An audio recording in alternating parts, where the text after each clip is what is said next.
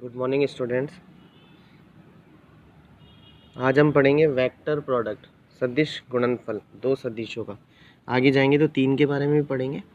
तो आज 13.3 स्टार्ट कर रहे हैं।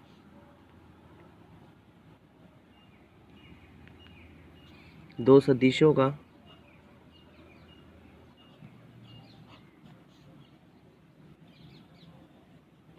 सदिश गुणा,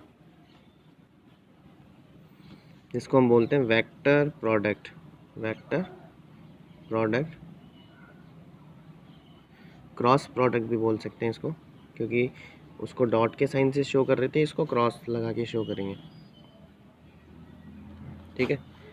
तो अगर ए और बी दो वेक्टर्स हैं, ए और बी दो सदिश हैं जिनके बीच में कौन है थीटा, जिनके बीच में कौन है थीटा, तो इनका क्रॉस प्रोडक्ट हम शो करते हैं ए क्रॉस बी से।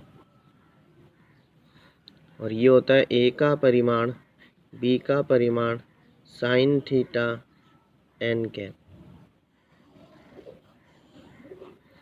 ये होता है क्रॉस प्रोडक्ट निकालने का फॉर्मूला दो सदिशों का। दो सदिशों का हम इस तरह से क्रॉस प्रोडक्ट निकाल सकते हैं। डॉट में कॉस था, यहाँ पर साइन है, ये ध्यान रखना। ठीक है। डेरिवेशंस कोई काम की नहीं है, एग्ज़ाम में नहीं आती है। ठीक है। और ना अभी हमारे पास इतना ऑनलाइन में टाइम है। ठीक है। तो क्रॉस प्रोडक्ट हम इस तरह से शो करते हैं, ए क्रॉस बी बराबर ए का परिमाण बी का परिमाण साइन थीटा एन कैप। ठीक है। जो सबसे इम्पोर्टेंट बात है यहाँ पर वो है एन कैप को लेकर। किसको लेकर? एन कैप को। एन कैप एक ऐसा एकांक सदिश है, यूनिट वेक्टर है, मात्रक सदिश है, जो ए व बी दोनों के लंब होगा।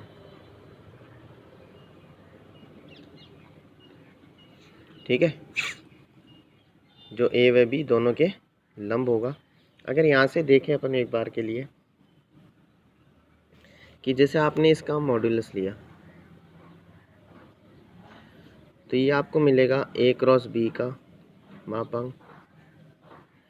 ए का मॉड्यूलस ए ही रहेगा, बी का बी रहेगा, साइन थीटा का साइन थीटा ही रहेगा। लेकिन इकाई सदिश का मापांक हम स्टार्टिंग से बात कर रहे हैं कि एकांक सदिशों का मापांक मॉड्यूलस परिमाण कितना होता है? एक। तो मैंने इस समीकरण का मैंने परिमाण लिया, मॉड्यूलस लिया, तो ए क्रॉस बी पे मॉड्यूलस आ गया ए बी। पहले से ही मॉड्यूलस में से साइन का मॉड्यूलस साइन ही होगा, लेकिन इकाई सदिश का मापांक कितना हो गया? एक। और यहाँ से साइन थीटा का मान निकाला, तो साइन थीटा अपने पास आ गया ए क्रॉस बी। ये जो गुणा में ये उधर भाग में आ जाएंगे। ये जो मान आया ये मैं वापस यहाँ साइन थीटा की जगह रख रहा हूँ। ठीक है। तो देखो क्या आएगा अपने पास, A cross B, A B. Sine theta की जगह मैंने रख दिया ए क्रॉस बी, नीचे ए और बी। ये साइन थीटा की जगह एन कैप की जगह एन कैप। ये और ये कैंसिल हो गया, तो मैं एन कैप निकालूंगा तो एन कैप क्या मिलेगा अपन को? ध्यान देना, एन कैप ये गुणा का इधर आकर भाग में हो गया। ए क्रॉस बी और ए क्रॉस बी का मॉड्यूलस आ गया डिवाइड में। तो जिन पर मैं गोला लगा रहा हूँ फार्मूला तो वही है जो काम के। ए क्रॉस बी ये रहा, एन कैप ये रहा। ध्यान देना, एन कैप मैंने आपको बताया था एकांक सदिश है। एन कैप क्या है? एकांक सदिश जो ए व बी दोनों के लंब होगा। ए व बी दोनों के लंब होगा। इस चैप्टर में जो सबसे इम्पोर्टेंट बात है क्रॉस प्रोडक्ट में, वो एन कैप को लेकर ही है। एकांक सदिश जो ए व बी दोनों के लंबवत होगा। बात देखिए, कई बच्चे यहाँ पर गलती कर देते हैं। 13.2 में हम पढ़ रहे थे कि ए और बी आपस में लंबवत होगा, परस्पर लंबवत होगा, तो उनका डॉट प्रोडक्ट जीरो था, यानी ए डॉट बी जीरो। ध्यान से सुनना बात को कि अगर ए और बी आपस में लंबवत है, परस्पर लंबवत है, तो उनका डॉट प्रोडक्ट जीरो होगा, यानी ए डॉट बी बराबर जीरो। ए डॉट बी बराबर जीरो। लेकिन यहाँ पर ए और बी आपस में लंबवत नहीं है, परस्पर लंबवत नहीं है। ए और बी परस्पर लंबवत नहीं है। यहाँ पर कोई और है जो ए और बी दोनों के लंबवत है। कोई और है जो ए और बी दोनों के लंबवत है। वो कौन है? N cap. यानी एन कैप एक ऐसा एकांक सदिश है जो ए और बी दोनों के लंबवत है। यानी कुल मिलाकर ये बात आप ध्यान में रखें कि अगर कोई सदिश दो सदिशों के लंबवत है तो उसकी दिशा उनके क्रॉस प्रोडक्ट की दिशा में होगी। कोई सदिश अगर उन दोनों सदिशों के लंबवत है तो उसकी दिशा उनके क्रॉस प्रोडक्ट की दिशा में होगी। यानी मैं बोल सकता हूँ कि अगर कोई सदिश किन्हीं दो सदिशों के लंबवत है, जैसे एग्जाम्पल लेता हूँ मैं कि सी सदिश है जो ए और बी दोनों के लंबवत है, तो सी सदिश ए और बी के क्रॉस प्रोडक्ट की दिशा में होगा। यानी मैं ऐसे भी बोल सकता हूँ कि जो सी सदिश है वो समांतर होगा ए क्रॉस बी के, वो समांतर होगा ए क्रॉस बी के, ठीक है, क्योंकि इसकी दिशा इनके क्रॉस की दिशा में होगी, इनकी दिशा इसके क्रॉस की दिशा में होगी, क्योंकि सी ए के भी लंबवत है और बी के भी लंबवत है, ठीक है, तो इसकी दिशा इनके समांतर दिशा में होगी, ये ध्यान रखना, ठीक है। अब देखो यहाँ पर अपन ने लिखा ए क्रॉस बी और ए क्रॉस बी का मापांक। हमने स्टार्टिंग में बात की कि इसको वेक्टर प्रोडक्ट बोलते हैं, ठीक है, क्योंकि जब अपन इनका क्रॉस करेंगे तो आई जे के हमारे पास मिलेगा। अपन ने स्टार्टिंग में पढ़ा था फॉर्मूला कि इकाई सदिश का फॉर्मूला होता है, जैसे आर सदिश ले लें या एन कैप ले लें, वो होता है सदिश बट्टे सदिश का परिमाण।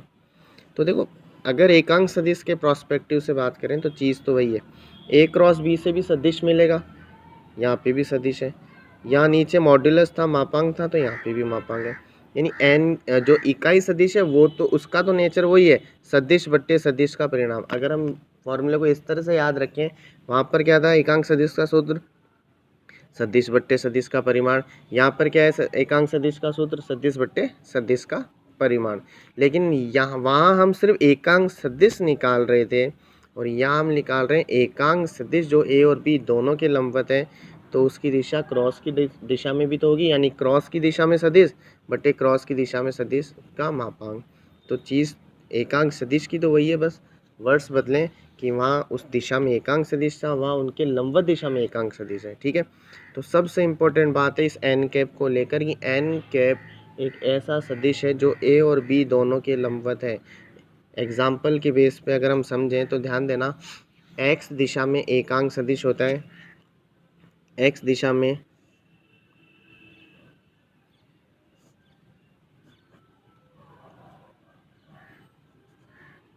एकांक सदिश होता है आई कैप होता है, वाई दिशा में होता है जे कैप और जेड दिशा में होता है के कैप। और अपन ने ये बात कर रखी है पहले ही कि एक्स वाई जेड एक दूसरे के लंबवत होते हैं, यानी एक्स की बात करें तो वो वाई और जेड दोनों के लंबवत होगा, वाई की बात करें तो वो एक्स और जेड दोनों के लंबवत होगा, और जेड की बात करें तो वो एक्स और वाई दोनों के लंबवत होगा। यानी एकांक सदिश की बात करें तो अगर आई कैप को लें तो आई कैप जो होगा,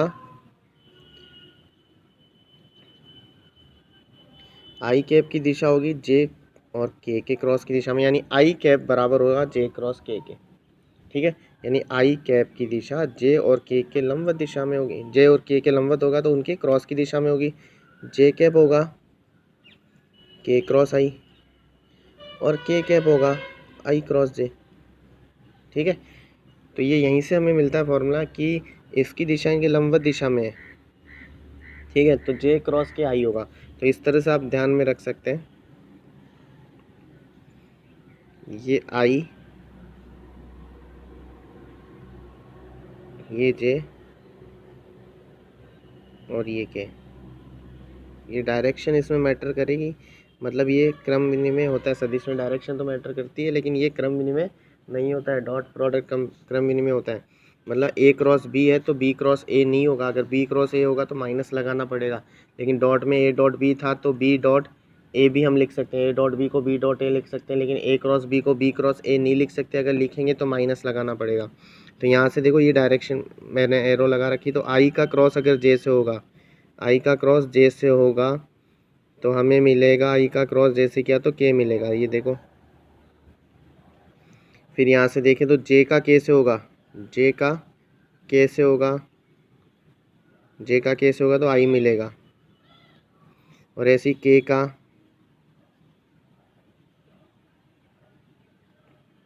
आई से होगा तो जे मिलेगा, ये के है तो के का आई से हुआ तो जे मिला, के का आई से हुआ तो जे मिला, जे का के से हुआ, जे का के से हुआ तो देखो आई मिला। ठीक है, अगर इनको चेंज कर देंगे, मान लो चेंज कैसे कि अगर आई का के से होगा तो माइनस जे मिलेगा, उल्टा हो गया ना, आई का के से तो माइनस जे, के का जे से तो माइनस आई, जे का के आई से तो माइनस के। अच्छा, डॉट में क्या था, ये देखो डॉट में था आई डॉट जे जीरो, क्यों था, क्योंकि आई एक्स की दिशा में था, जे वाई की दिशा में, और एक्स वाई एक दूसरे के लंबवत है, और कॉस डॉट में आता है कॉस थीटा, तो लंबवत दिशा में थीटा हो गया 90, तो कॉस 90 जीरो, इसलिए वहाँ पर आई डॉट जे ज़ीरो था। तो कंपेयर करके याद रखें, आई डॉट जे जीरो था, मतलब किसी और के साथ सब जीरो था, I dot J zero, J dot के जीरो, के dot I zero, I dot J zero, लेकिन यहाँ पर आई का क्रॉस जे से के, लेकिन जे का आई से होगा तो माइनस के, इस तरह से याद रखें। अच्छा, वहाँ पर था अपन ने फॉर्मूला पढ़ा था ए डॉट आई बराबर था ए स्क्वायर। ठीक है, समान सदिशों का ये था, पढ़ा था अपने। तो आई डॉट आई ये था आई कैप का स्क्वायर यानी एक, जे डॉट जे बी एक, के डॉट के बी एक। तो अपन जनरली अपन जब गुणा कर रहे थे, डॉट प्रोडक्ट कर रहे थे, तो अपन क्या बोल रहे थे कि आई का आई से, जे का जे से, के का कैसे, क्योंकि हमें ये तो पता ही है कि आई डॉट आई वन होगा, जे डॉट जे वन होगा, के डॉट के वन होगा, लेकिन आई का जे से होगा तो जीरो हो जाएगा क्योंकि लंबवत है, तो कॉस 90 जीरो हो जाएगा। अगर यही कंसेप्ट यहाँ पर यूज़ करें, यानी समान सदिश लें, ये समान सदिश ही तो है, ए और ए समान है, आई और आई समान है, तो अगर यहाँ समान सदिश लें मतलब बी की जगह भी ए लें, तो समान सदिशों के बीच में कौन होगा, जीरो, और साइन जीरो हो जाता है जीरो, तो समान सदिशों का क्रॉस प्रोडक्ट जीरो होता है। यानी यहाँ से हमें फॉर्मूला क्या मिला कि अगर समान सदिशों का क्रॉस करें, ए क्रॉस ए, वो कितना होगा, जीरो, इसलिए आई क्रॉस आई भी क्या होगा, जीरो, जे क्रॉस जे भी क्या होगा, जीरो, के क्रॉस के भी क्या होगा, जीरो। तो ये चीज़ आप ध्यान में रखें और कंपेयर करके ध्यान में रखें डॉट और क्रॉस का। ठीक है, तो ये इम्पोर्टेंट बातें ये और एन कैप मैं वापस बता रहा हूँ, एन कैप की दिशा की बात हो, सिर्फ दिशा की बात हो तो उसकी दिशा ए और बी के क्रॉस प्रोडक्ट की दिशा में होगी। और एन कैप है क्या, एन कैप एक ऐसा सदिश है जो ए और बी दोनों के लंबवत दिशा में है। हमने पहले ये पढ़ा है कि अगर ए और बी दोनों आपस में लंबवत हैं तो उनका डॉट प्रोडक्ट जीरो होगा। यहाँ मैं बोल रहा हूँ कि एन कैप एक ऐसा सदिश है जो ए और बी के लंबवत है, ना कि ए और बी आपस में लंबवत है। ठीक है, तो ये चीज़ ध्यान से समझें। अब इसमें दो चीज़ें की और बात करेंगे अपन। तो एक तो त्रिभुज का क्षेत्रफल,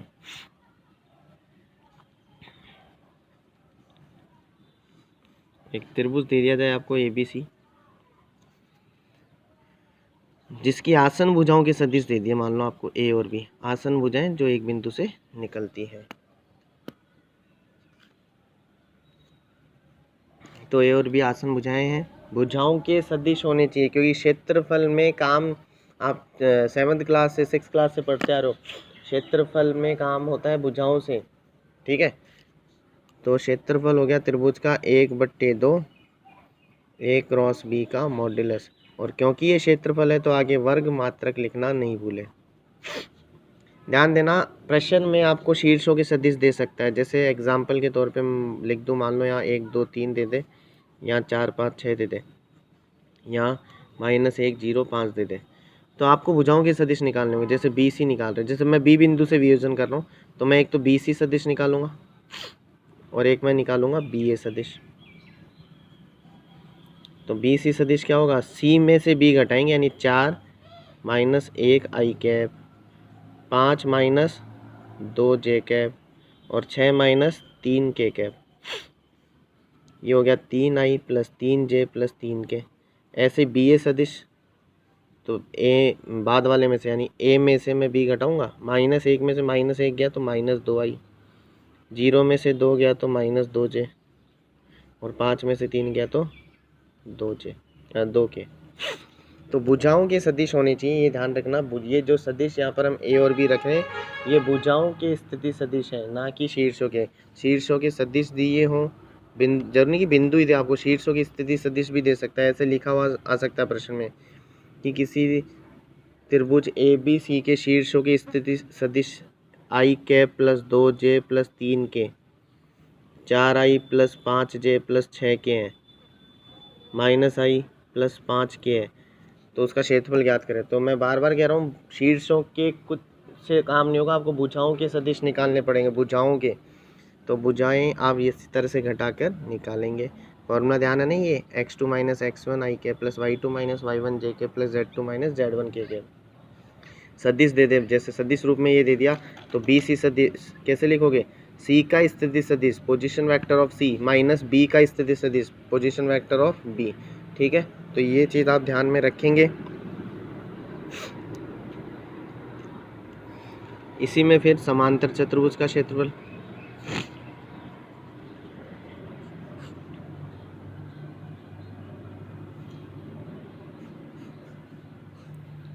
ये भुजा ए और ये बी, तो समांतर चतुर्भुज का क्षेत्रफल हो जाएगा ए क्रॉस बी। समांतर चतुर्भुज का क्षेत्रफल ए क्रॉस बी, वर्ग मात्रक भुजाओं के, आसन भुजाओं के। अब देखो जैसे मैंने यहाँ बी से वियोजन किया, आपकी इच्छा हो ए से भी कर सकते हो तो आप ए बी और ए सी भी निकाल सकते हो, आपकी इच्छा हो सी से कर सकते हो तो सी बी और सी ए भी निकाल सकते हो किसी एक बिंदु से। ठीक है, और भुजाओं के दे रखे हैं तो डायरेक्ट रख देना। ठीक है, तो ये था अपना क्रॉस प्रोडक्ट सदिश गुणा। इसको सदिश गुणा इसलिए बोलते हैं कि गुणा करने पर आई जे के ख़त्म नहीं होते, एलिमिनेट नहीं होते। ठीक है, इसलिए इसको सदिश गुणा अपन बोलते हैं। एक प्रश्न लेंगे अपन,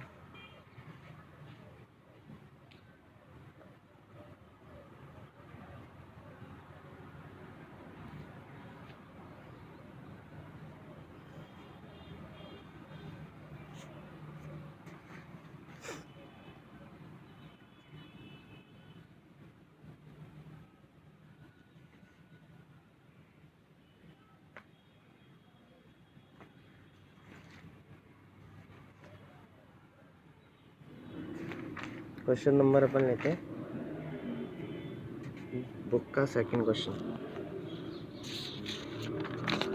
13.3 का। फाइंड द यूनिट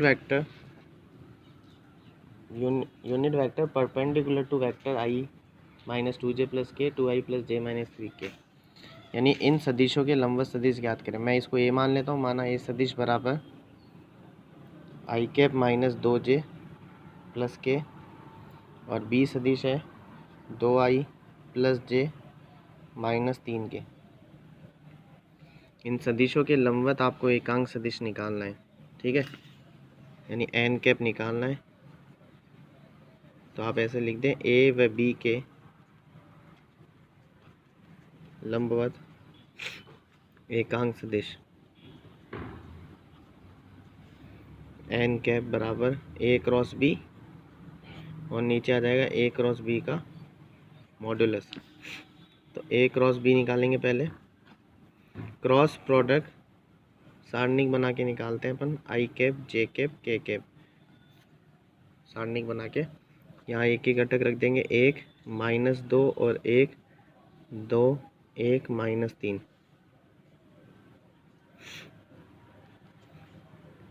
सारणिक का प्रसार करना आता है आपको, तो जैसे किया था अपन ने, तो माइनस 2 का माइनस 3 में हुआ 6, बीच में माइनस 1 का 1 में हुआ 1। फिर जे को लिखेंगे माइनस का जे, ये पंक्ति और स्तंभ बढ़ गया माइनस 3, और इसका इससे हुआ तो माइनस 2, प्लस के, ये पंक्ति स्तंभ बढ़ गया 1, माइनस आएगा बीच में, 2 का माइनस 2 से हुआ 4 हो जाएगा प्लस का। तो ये ए क्रॉस बी 5I माइनस 5 तो प्लस 5 हो गया, प्लस 5 के। ठीक है, अब इसका अपन निकाल लेते हैं परिमाण।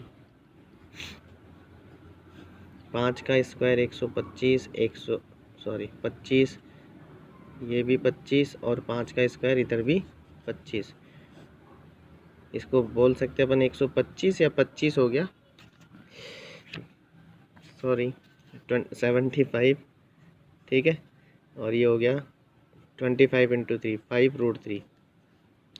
तो ए क्रॉस बी का परिमाण हो गया ये आपको यहाँ रख देना है। तो एन कैप आ जाएगा ए क्रॉस बी, ये रख देंगे अपन 5 कॉमन लेकर, आई प्लस जे प्लस के, और नीचे हो गया 5√3, 5 से 5 कट गया, ये अपने पास आंसर आ गया। ठीक है, तो ये अपन ने ए क्रॉस बी निकाल लिया है, यानी एन कैप निकाल लिया ए और बी दोनों के लंबवत दिशा में।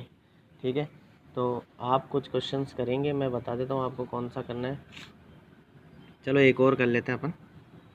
ठीक है, अपन कर लेते हैं question number 6। Find the value of A cross B modulus. आपको ए क्रॉस बी का परिमाण निकालना है। आपको ए क्रॉस बी का परिमाण निकालना है। यदि ए का परिमाण 10 है, बी का परिमाण 2 है और ए डॉट बी 12 है। ए क्रॉस बी का परिमाण निकालें। ए क्रॉस बी का परिमाण निकालें। अगर ए का परिमाण 10 है, बी का 2 है और ए डॉट बी 12 है, तो देखो जो दिया है पहले उसको सॉल्व करेंगे। सदिश दे नहीं रखा। ठीक है, सदिश देता तो अपन सीधा यहीं रख देते, उनके बीच में कौन निकाल गया। अब ये ए डॉट बी दे रखा है, तो ए डॉट बी का फॉर्मूला होता है ए का परिमाण बी का परिमाण कॉस थीटा 12। यहाँ लिख देना, जहाँ थीटा ए व बी के मध्य कोण है। तो ए है अपने पास 10।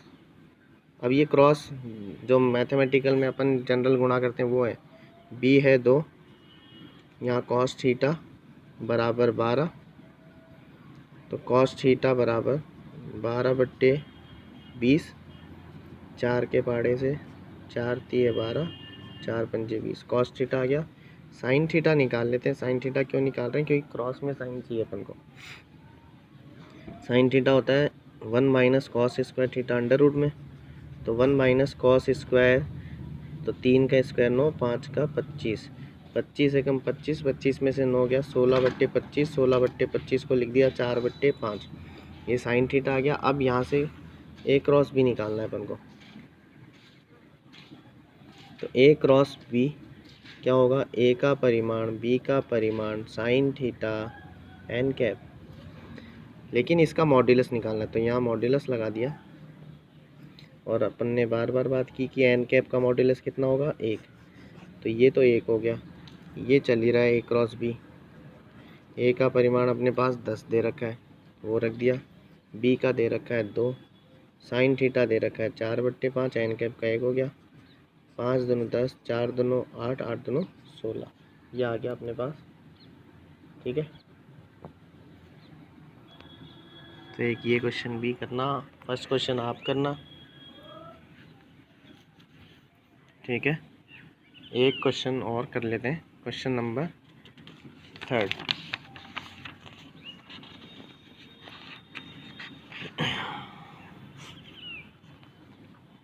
या बहुत है इतना, कल करेंगे, फिर आप लोग कंफ्यूज हो जाओगे। ठीक है, फिर आप कुछ एग्जांपल्स भी करना है, ऐसा करना। ठीक है।